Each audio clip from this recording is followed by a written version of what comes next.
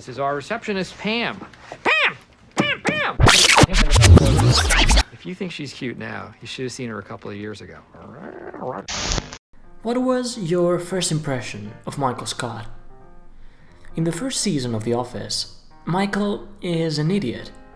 He's inconsiderate of other people's feelings, he has a desperate need to be the center of attention at all times, while at the same time being completely unaware of all his shortcomings. But most importantly, he seems to lack any redeeming qualities. In short, he's a total jerk, and that makes him unlikable, which is a big problem for the main star of a TV show that is aiming to run for more than just a couple of short seasons. Totally got you. You're a jerk. I don't know about that. Now, what is your impression of Michael by the time the show has ended, or at least by the time he has left? Despite being a deeply flawed character, he has won you over. Now, don't get me wrong, he's still very much an idiot, but he's a lovable idiot. Even though he carries a lot of the same traits as in the first season, he cares profoundly about others, especially his workers, who he has a very strong emotional connection with. Despite being inappropriate, annoying, and downright offensive a good amount of the time. I'm not worried. To HR. You know what? The only thing I am worried about is getting a boner.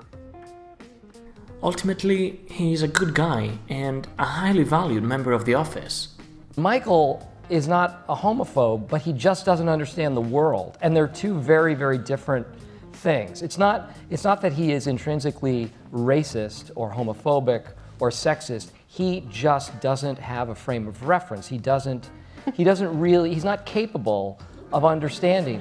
And once he does glean some understanding, he misinterprets it and it becomes something else altogether. But I think, at least the way I feel about the character is that he has a decent heart, he's a decent person, and he's just trying his best.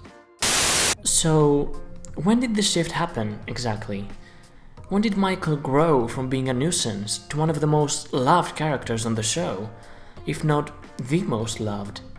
Some might say that the evolution was gradual, that throughout the episodes, Michael turned into a better person little by little, until he became the Michael we all know and love today.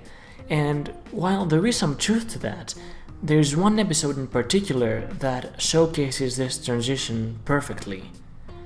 It is the episode that not only sold me on Michael Scott as a character, but it made it incredibly difficult to picture The Office without him. In my eyes, it is this episode that made Michael Scott and The Office two sides of the same coin. I just couldn't imagine one without the other. In the Season 3 episode, Business School, Michael is invited as a guest speaker to Ryan's business school class. He starts delivering his speech about business, but soon finds out that Ryan had been bad-mouthing the paper business prior to his speech, so he ends up storming out of the room in typical Michael Scott fashion, and moves Ryan to the annex as punishment. So suck on that! Meanwhile, Pam is at her art show, where she had invited all the people from the office that same day, clearly expressing how important this is to her, but most of them were uninterested, to say the least. Why didn't any of you come to my art show? I invited all of you. That really sucked. It's like sometimes some of you act like I don't even exist. Now, let's talk a little bit about Pam. Pam is a character with ambitions of doing greater things than being a receptionist, but who is often unable to find the confidence to take risks and desperately needs people to believe in her. In the last season of the show, she even admits to this. It took me so long to do so many important things. It's just hard to accept that I spent so many years being less happy than I could have been. After a long time of no one showing up at her show, Roy stops by and gives her a half-assed compliment before swiftly leaving the scene. Later, she overhears Oscar and his boyfriend discussing how her art reflects her lack of honesty and confidence. This is motel art. Pam then proceeds to take down her drawings in rightful disappointment when Michael arrives at the show, despite his disaster of a day. He even apologized for being late, saying he had to race across town to make it, and seems to be in genuine awe of Pam's talent, even going as far as wanting to buy the drawing of their building, to which Pam reacts with confusion and surprise. You wanna buy it? Well, yeah. Yeah, we have to have it for the office. After all, the message she has been receiving the entire evening is that her efforts are inadequate and mediocre at best. What follows is one of the most heartwarming moments of the entire show, and possibly of modern television. I'm really proud of you.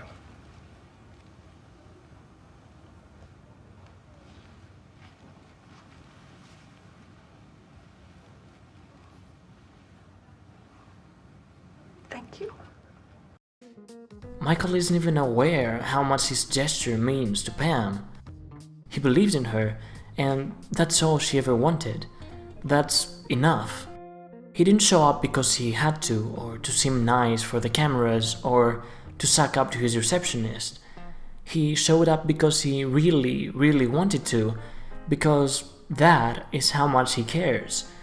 In fact, he loves her drawing so much that he hangs it up in the office.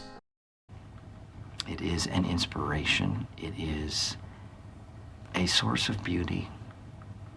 And that is what ultimately redeems Michael Scott, and what in my eyes makes him one of the best written characters in TV history.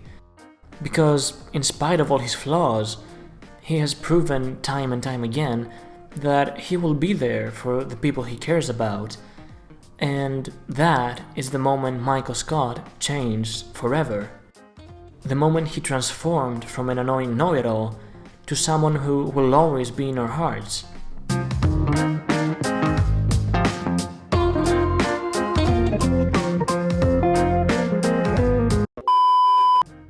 What was your turning point on Michael Scott? If you want to see more videos like this, consider leaving a like and subscribing. Here, have a bowl of Kevin's world famous chili.